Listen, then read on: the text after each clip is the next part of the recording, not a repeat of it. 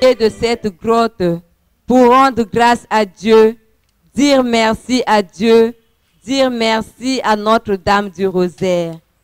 Et nous disons également merci à vous tous, chers pèlerins, d'avoir vécu cette trentaine qui avait pour thème « Tous frères avec Anne-Marie Javoué sur les pas de Marie ». Cette trentaine a été jalonnée par quelques temps forts, à savoir son ouverture par une procession mariale le 1er octobre, la neuvaine préparant le 70e anniversaire de la béatification d'Anne-Marie Javoué du 6 au 14 octobre, 2 jours d'enseignement d'un des 4 mystères du rosaire, communément appelé 200 Ave. Chaque jeudi, le Père Yannick, ici présent, disponible pour la confession et l'écoute. C'est donc avec une grande joie et un sentiment de reconnaissance que nous allons vivre cette Eucharistie. Veuillez vous lever pour continuer notre célébration eucharistique.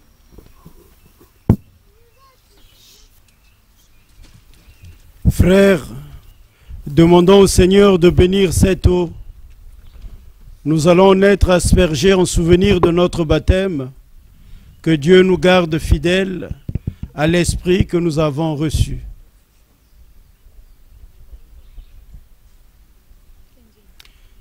Dieu éternel et tout-puissant, tu as donné aux hommes l'eau qui les fait vivre et les purifie. Tu veux aussi qu'elle puisse laver nos âmes et nous apporter le don de la vie éternelle. Daigne bénir cette eau pour que nous en recevions des forces en ce jour qui t'est consacré. Par cette eau, renouvelle en nous la source vive de ta grâce. Défends-nous contre tout mal de l'âme et du corps.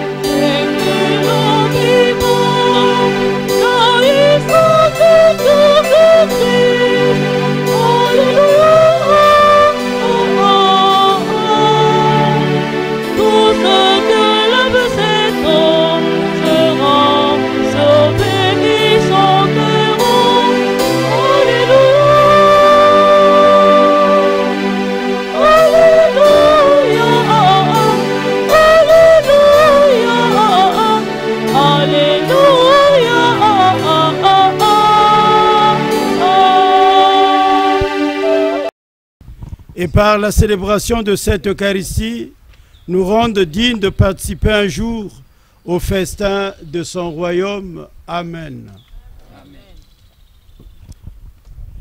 Restons debout pour chanter la gloire de Dieu.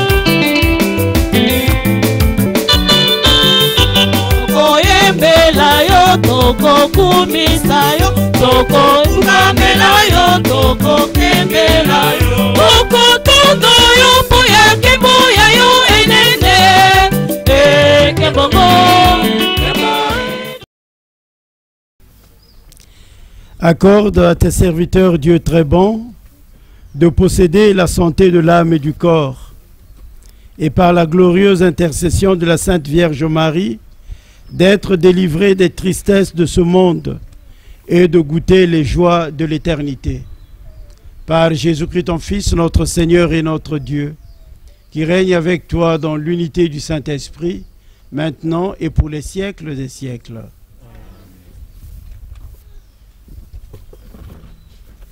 Liturgie de la parole. Première lecture. Par la lecture du livre des Actes des Apôtres, au chapitre 1er, du 12e au 14e.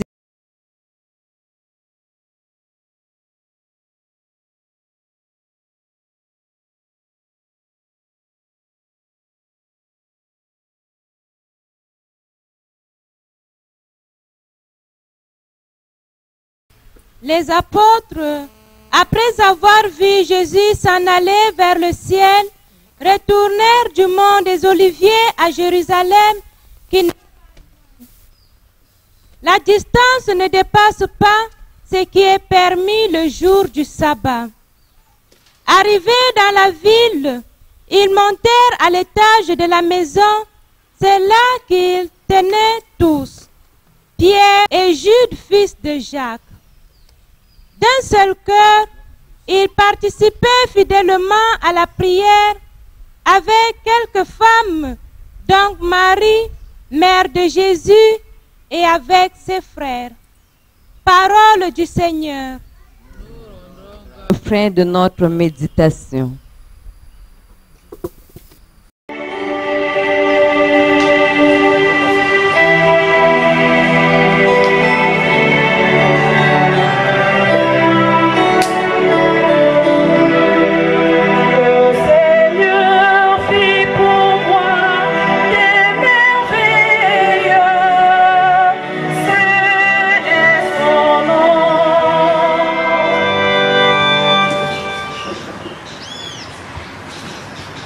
Réjouis-toi, Vierge Marie, comblée de grâce, le Seigneur est avec toi.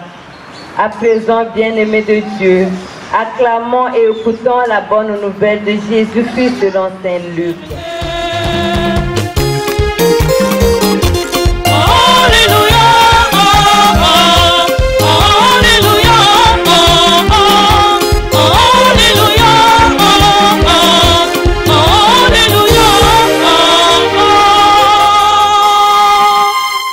Le Seigneur soit avec vous. Et avec votre esprit. Évangile de Jésus-Christ selon Saint Luc. Gloire à toi, Seigneur.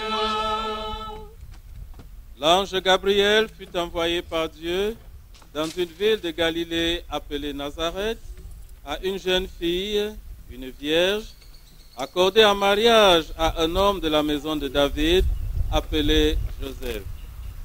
Et le nom de la jeune fille était Marie.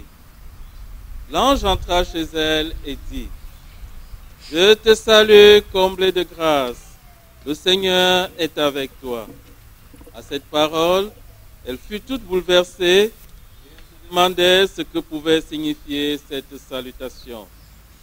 L'ange lui dit alors: Sois sans crainte, Marie, car tu as trouvé grâce auprès de Dieu. Voici que tu vas concevoir et enfanter un fils. Tu lui donneras le nom de Jésus. Il sera grand. Il sera appelé Fils du Très-Haut. Le Seigneur Dieu lui donne-t-il ce faire, puisque je suis vierge? L'ange lui répondit: L'Esprit Saint viendra sur toi, et la puissance du Très-Haut te prendra sous son ombre. C'est pourquoi celui qui va naître sera saint, et il sera appelé Fils de Dieu. Et voici qu'Élisabeth, ta cousine, a conçu elle aussi un fils dans sa vieillesse, et elle en est à son 6e mois, alors qu'on l'appelait la femme stérile. Car rien n'est impossible à Dieu. Marie dit alors: Voici la servante du Seigneur, que tout se passe pour moi selon ta parole. Alors l'ange la quitta. Louange à toi, Seigneur.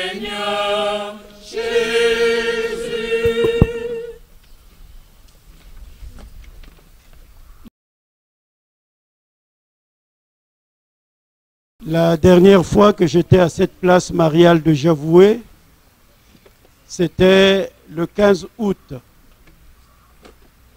Le 15 août dernier. Ensuite, la fête nationale du Congo. Et enfin, le 70e anniversaire de la béatification de Mère Javoué. Et on ouvrait cette célébration. Marie est au centre de notre liturgie. Les théologiens parfois cherchent les étymologies pour comprendre le nom de Marie. Qu'est-ce qu'il signifie? Et plusieurs raisons sont données, plusieurs étymologies.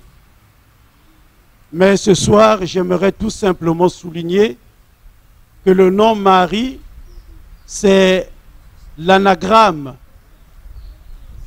d'aimer.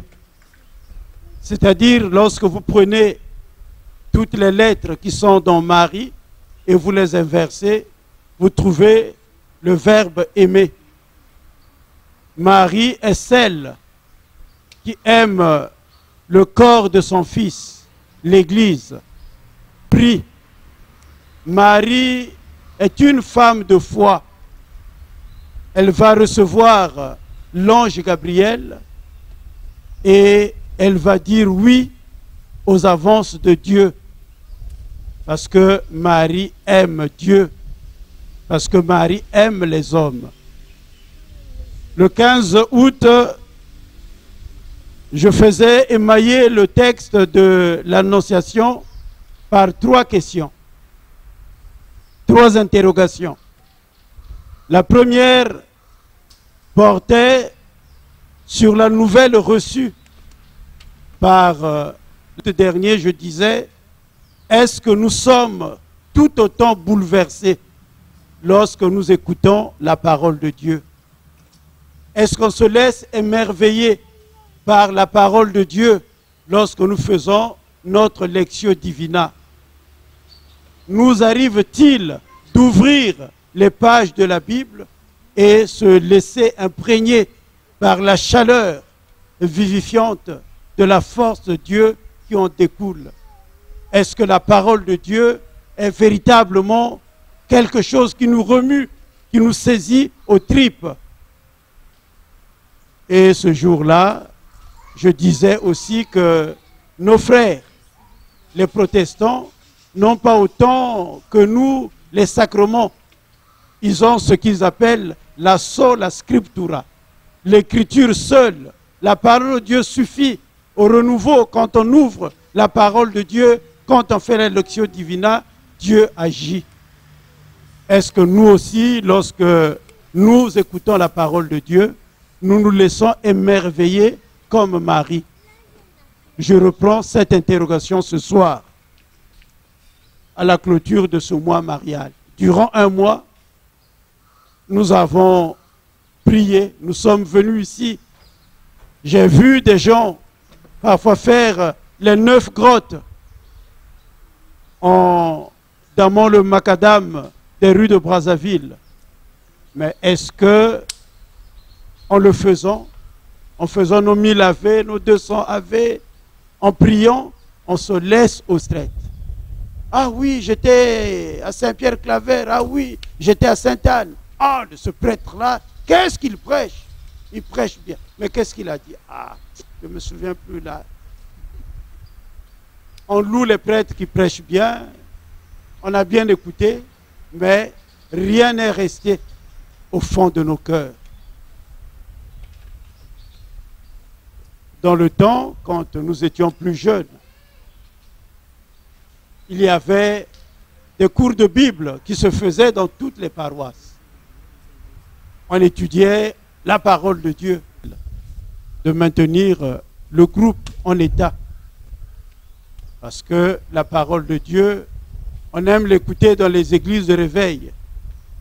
Mais les prêtres, soi-disant, qui nous cachent des choses, quand ils organisent les cours de Bible pour écouter, pour méditer la parole de Dieu, il n'y a pas beaucoup de succès. Il n'y a pas beaucoup de persévérance. Donc, première question, comment se laisser saisir par la parole de Dieu? Comment... Le deuxième questionnement, que le 15 octobre, je nous disais ici, c'est le comment de Marie après son étonnement. Comment se fera-t-il que je sois la mère du Sauveur, puisqu'en moi, j'ai un handicap? L'handicap de ma virginité, l'handicap de ne pas avoir un homme, ne pas avoir des rapports sexuels avec un homme. Comment cela va-t-il se faire? À cette question, le commun des mortels, c'est le pourquoi. Pourquoi seulement moi? Pourquoi Dieu m'a choisi? Pourquoi pas un autre? Pourquoi? On discute les modalités de la vie de Dieu en nous. Alors, elle la rend perfectible. Nous avons tous des handicaps. Je suis comme ceci, je ne sais pas prier, je ne sais pas parler, je suis bègue comme un peu Moïse, comme un peu Abraham. À 75 ans, il est choisi pour aller à l'aventure avec Dieu. 75 ans. C'est l'âge où les évêques partent en retraite. C'est à cet âge-là que Dieu va choisir ce vieillard pour amorcer l'histoire du salut. Donc, ce soir, j'aimerais redire avec force cette foi de Marie qui va se demander que j'ai un handicap, mais comment Dieu va-t-il agir? Et Dieu va agir malgré l'handicap humain de la virginité, comme Jésus qui est sorti du tombeau sans que le tombeau soit détruit. Le corps de Marie non plus ne sera pas détruit. Jésus va y sortir vivant et vivifiant le monde. C'est pour dire et insister que chacun de nous, nous avons des déficiences. Mais ce ne sont pas des freins, ce ne sont pas des haltes à la grâce de Dieu. Demandons tous au Seigneur la force de sa puissance pour qu'elle habite en nous et nous féconde. Le troisième questionnement, c'est le oui de Marie. Je suis la servante du Seigneur, je suis l'humble servante. Par son humilité, Marie accepte les avances de Dieu et elle va mettre au monde. Et le oui de Marie, c'est ce oui que nous sommes venus ratifier ce soir. C'est ce oui que nous avons ratifié durant tout le mois d'octobre. C'est ce oui que nous prolongeons au travers de nos vies. Oui, c'est par son humilité, comme l'indique le thème de l'année dans notre archidiocèse. Qu'as-tu fait de ton baptême? C'est ce oui qu'il faut prolonger. Il ne faut pas faire de la puissance de Dieu une parenthèse qui s'ouvre ici à la grotte mariale et qui se ferme ici. Le oui de Marie s'est prolongé jusqu'à la croix. Ce oui de Marie s'est prolongé jusqu'au cénacle, priant avec les apôtres. Et c'est ce oui de chacun de nous qui doit se prolonger tout au long de notre vie. Ce n'est pas un oui pour 2 minutes. Nous ne sommes pas des chrétiens à mi-temps. Une première mi-temps où nous sommes à la grotte mariale, nous sommes tous chrétiens, on danse. Et une deuxième mi-temps où nous sommes chez nous, dans les bars, et on devient des païens. Le oui doit être un oui total, jusque dans toutes les sphères de notre vie, vers son Fils. C'est cela le but d'une vraie spiritualité mariale. Mariale ne met pas un frein pour aller vers son Fils. Au contraire, c'est un adjuvant. C'est elle, c'est une passerelle qui nous conduit vers les grâces de son Fils. Référez-vous à ce qui est arrivé à Cana. Faites tout ce qu'il vous dira. Marie a été celle qui a conduit les serviteurs vers l'accomplissement de de la volonté de Dieu. Donc ce soir, prenons conscience que le oui de Marie prolonge celui de Jésus qui est venu, s'est incarné et nous a sauvés. C'est ce oui que chacun de nous doit dire. Marie aime, Marie est de la foi et c'est important. Enfin, j'aimerais faire un petit excursus avec ce qui a failli défrayer la chronique ces temps-ci, avec Marie, la pleureuse de sang, dit, si ça continue, c'est bien, mais si jamais ça ne continue pas, il serait peut-être bien d'analyser si c'est vraiment du sang humain qui est séché. Alors il était question d'imbiber un peu, de prendre ces gouttes-là et analyser si ça donnait un groupe sanguin. Parce que quand les choses vont vite, dans l'Église, on est très prudente. Je ne sais pas où la Bible, certainement. Puisque l'Évangile nous conduit à toujours ennoblir nos cœurs.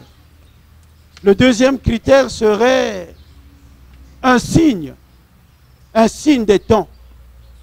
Lorsqu'on voit des signes pareils, si tant est que cela soit vrai, cela soit avéré, il faut que ce signe nous conduise à autre chose. Lorsqu'on voit par exemple la fumée, c'est le signe du feu. Et ce signe, c'est que va continuer. C'est une mission qui nous est donnée. Donc au-delà de ce que nous pouvons dire, de ce que nous pouvons penser.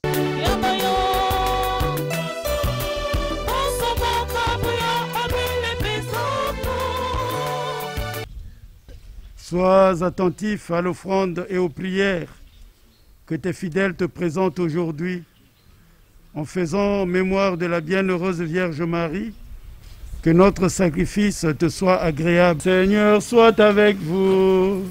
Et avec votre esprit. Élevons notre cœur. Nous le tournons vers le Seigneur. Rendons grâce au Seigneur notre Dieu. Cela est juste et bon.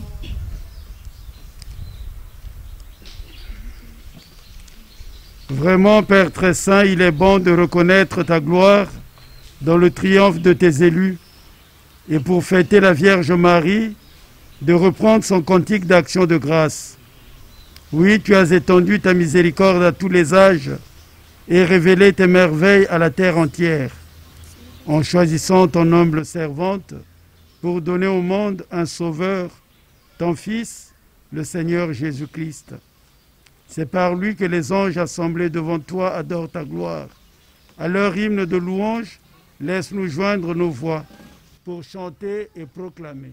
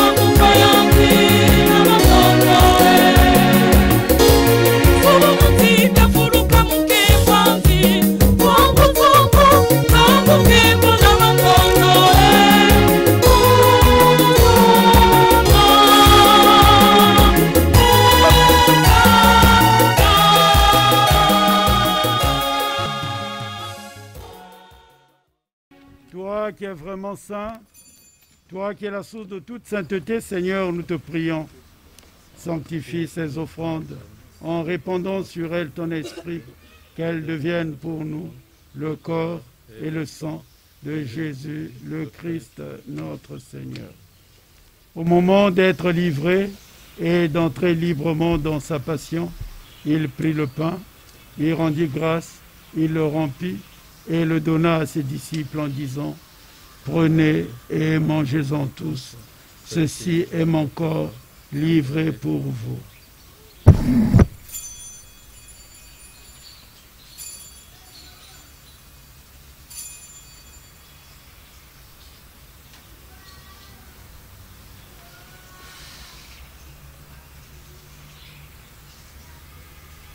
De même, à la fin du repas, il prit la coupe.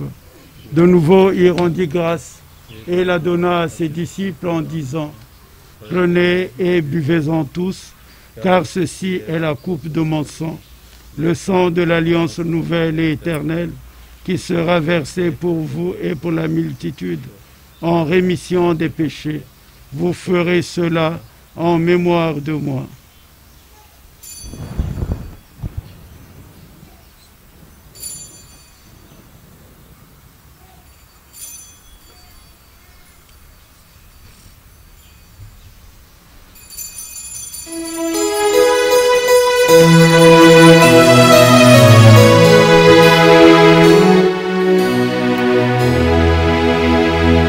Proclamons ta mort, Seigneur, célébrons ta résurrection, attendons ta venue.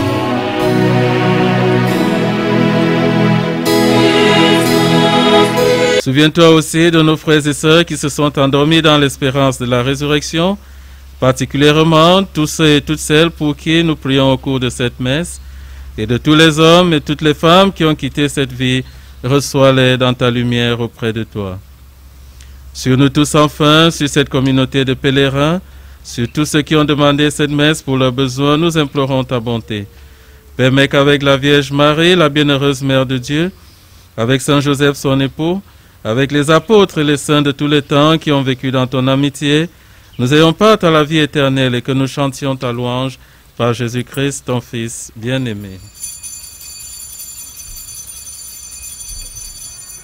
Par lui, avec lui et en lui, à toi, Dieu le Père Tout-Puissant, dans l'unité du Saint-Esprit, tout honneur et toute gloire, pour les siècles des siècles.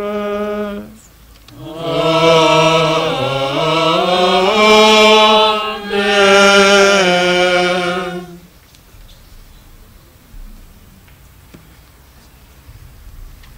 Comme la Vierge Marie unie aux apôtres, nous aussi dans l'unité et l'union de notre prière ce soir, tournons-nous vers Jésus avec la maternelle intercession de la Vierge en disant: Notre Père qui es aux cieux, que ton nom soit sanctifié, que ton règne vienne, que ta volonté soit faite sur la terre comme au ciel.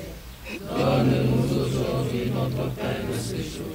Pardonne-nous nos offenses, comme nous pardonnons aussi à ceux qui nous ont offensés. Et ne nous laisse pas entrer en tentation, mais délivre-nous du mal. Délivre-nous de tout mal, Seigneur, et donne la paix à notre temps. Par ta miséricorde, libère-nous du péché, rassure-nous devant les épreuves, en cette vie où nous espérons le bonheur que tu promets et l'avènement de Jésus-Christ, notre Sauveur. Car c'est à toi qu'appartiennent le règne, la puissance et la gloire, pour les siècles des siècles. Seigneur Jésus-Christ, tu as dit à tes apôtres: je vous laisse la paix, je vous donne ma paix. Ne regarde pas nos péchés, mais la foi de ton Église. Pour que ta volonté s'accomplisse, donne-lui toujours cette paix et conduis-la vers l'unité parfaite, toi qui règnes pour les siècles des siècles. Amen. Que la paix du Seigneur soit toujours avec vous. Et avec votre esprit. Frères et sœurs, dans la charité du Christ, donnons-nous la paix.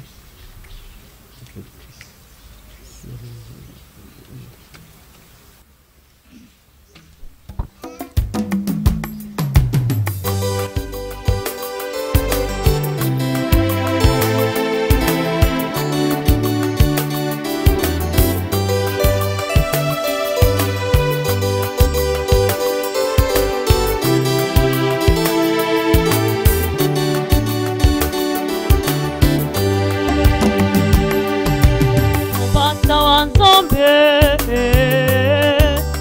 unosomoli bikuna bamaranga ukamalingae wambata okamawae unosomoli bikuna bamaolangae ukamalingae wambata okamawae ibata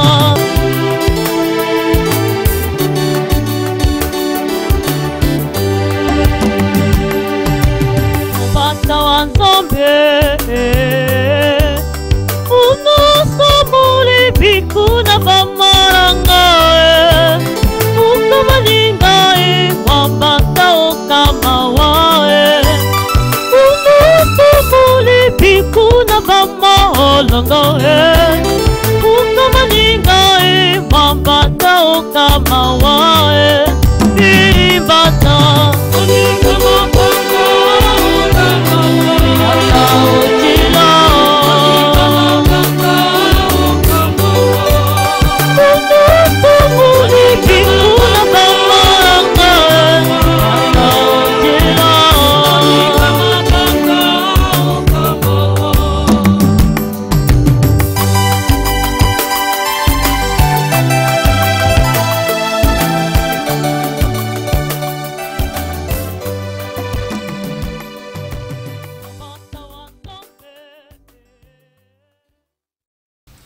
Heureux les invités au repas du Seigneur.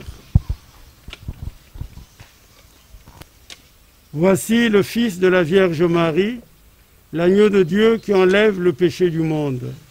Seigneur, je ne suis pas digne de te recevoir, mais dis seulement une parole, et je serai guéri.